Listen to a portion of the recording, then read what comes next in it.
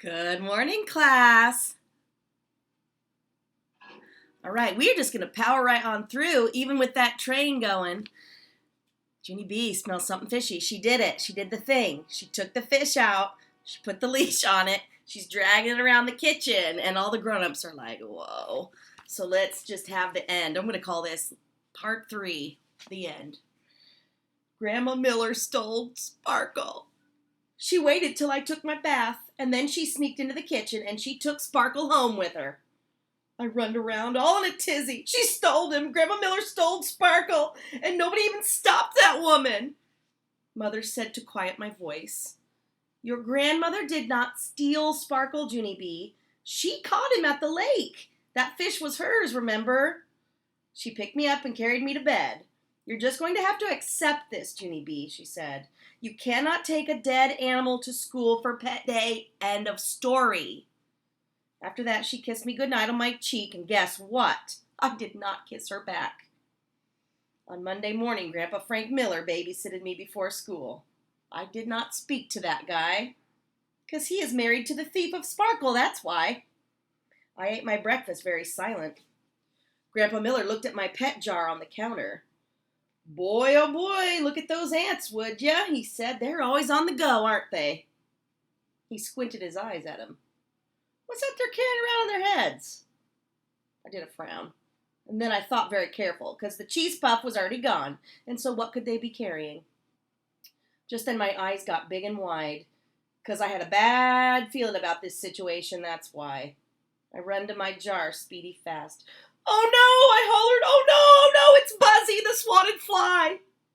I quick took off the lid. "Put him down! You put him right down, and I mean it!" The ants did not obey me. That's how come I zoomed them out to the grass and I shaked them right out of my jar. Sorry, I'm still getting the hang of that, I guess. Oh, poor Junie. "Go home, ants!" I hollered. "You go home this very minute!" The ants went home. I brushed my hands together, very proud. 'Cause I saved Buzzy, that's why. After that, I reached in the grass and picked up my jar, only something did not feel right exactly. I looked inside of it. Oh no, it was empty. All the dirt was gone, and Noodle was gone too. "Noodle!" I shouted. "Noodle! Noodle! Where are you? Where are you?"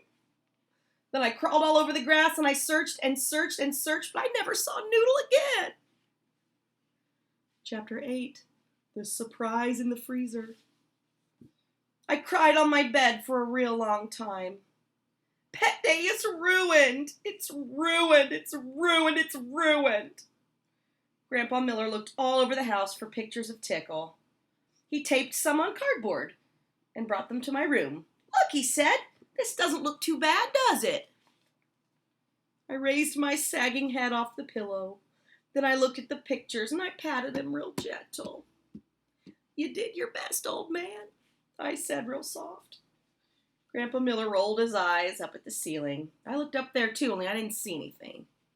After that, I got out of bed and I dressed myself for school and I walked to the kitchen very slumping. Grandpa Miller made me a turkey sandwich.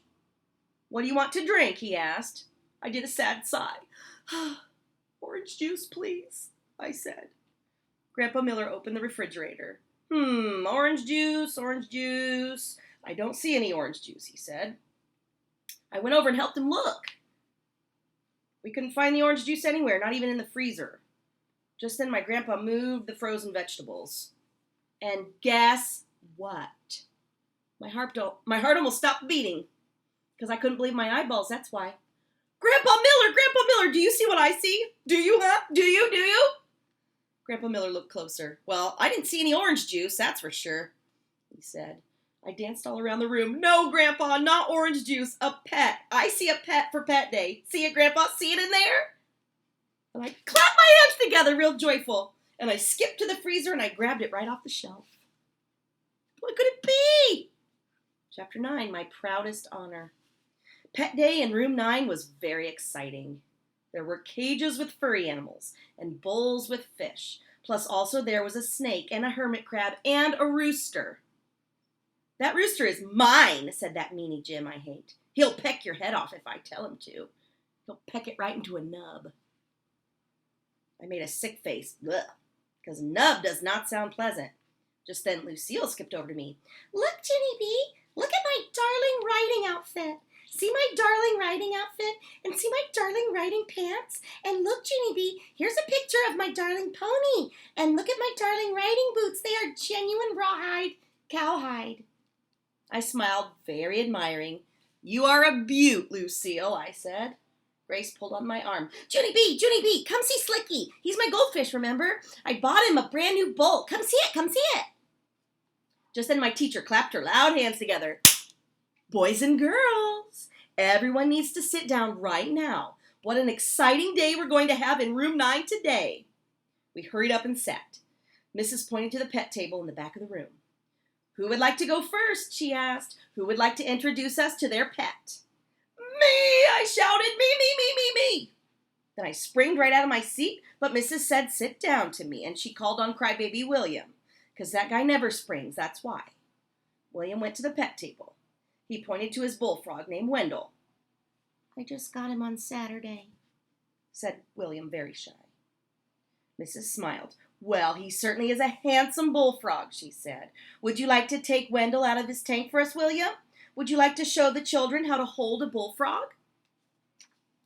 Then William's face got whitish and sickish, and he started sweating a real lot. That's how come Mrs. had to put a wet towel on his head, and she said he didn't have to hold Wendell. Charlotte went next. She showed us her bunny named Slippers. She carried him all around the room, and she let us pet his head. Slippers smelled like stinky feet. After Charlotte came Polly Allen Puffer. He showed his parrot named Pirate Pete, only too bad for Pirate Pete, because he kept on saying a bad word, and he wouldn't even stop, and so Mrs. had to send Pirate Pete to the office. Shame on you, Pirate Pete. Oh, you see William, looking kind of sick. After that, lots of children showed pictures of their dogs and cats. Plus, Jamal Hall showed us his lizard named Gizzard. And a boy named Ham showed us his hamster named Elvis. Finally, I raised my hand real calm. Oh, it's nice to see you being so polite, Junie B. Would you like to go next? Mrs. asked. Did you bring a picture of your dog? I shook my head. No, I said, because I didn't want to bring a picture, remember? I wanted to bring a real actual pet, only too bad for me because Mother said no raccoon. And then my Grandma Helen Miller stole Sparkle, plus also I lost my noodle. And then we couldn't find the orange juice, and that's how come Grandpa moved the frozen vegetables, and boom! I saw a pet in there, so I put him in my backpack, and here he is now. After that, I quick unzipped my zipper pocket, and I held up my pet for everyone to see. Fish Stick! I said, real delighted. I named him Fish Stick because he's a fish stick, of course. Room 9 stared and stared. Then all of a sudden, everybody laughed at once. You goony bird, yelled that meanie Jim. Fish sticks aren't pets. Fish sticks are dinner. I felt very shrinking inside. But fish sticks have to be pets, right, Mrs.? Right? I ask because fish sticks are fish, aren't they? And fish are pets, right? Mrs. was hiding behind her hands. She peeked at me between her fingers.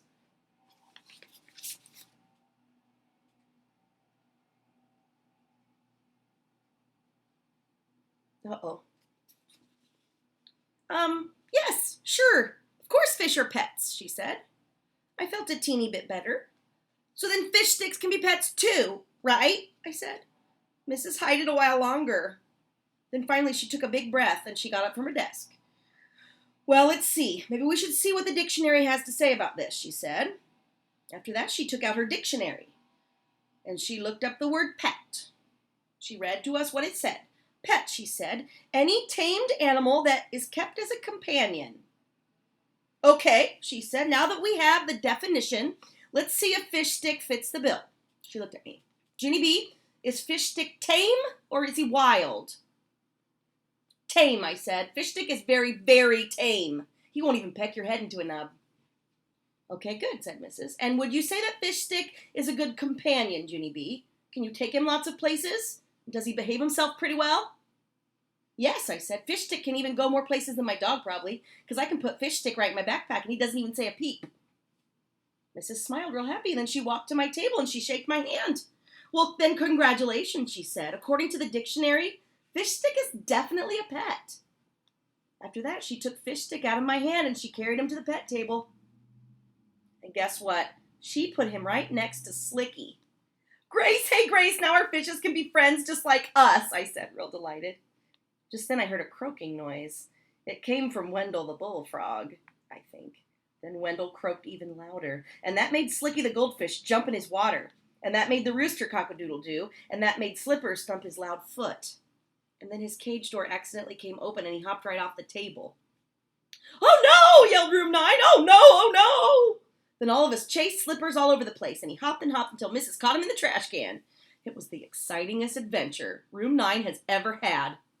And that's not even the bestest part of Pet Day, because at the end of school, Mrs. gave out special ribbons to all the pets.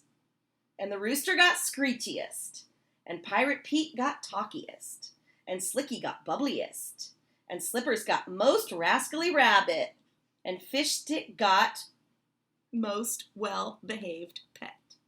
I did a gasp at that wonderful thing. And then I shaked and shaked Mrs. hand. Thank you, Mrs. Thank you, because this is the proudest honor I ever imagined. Mrs. laughed.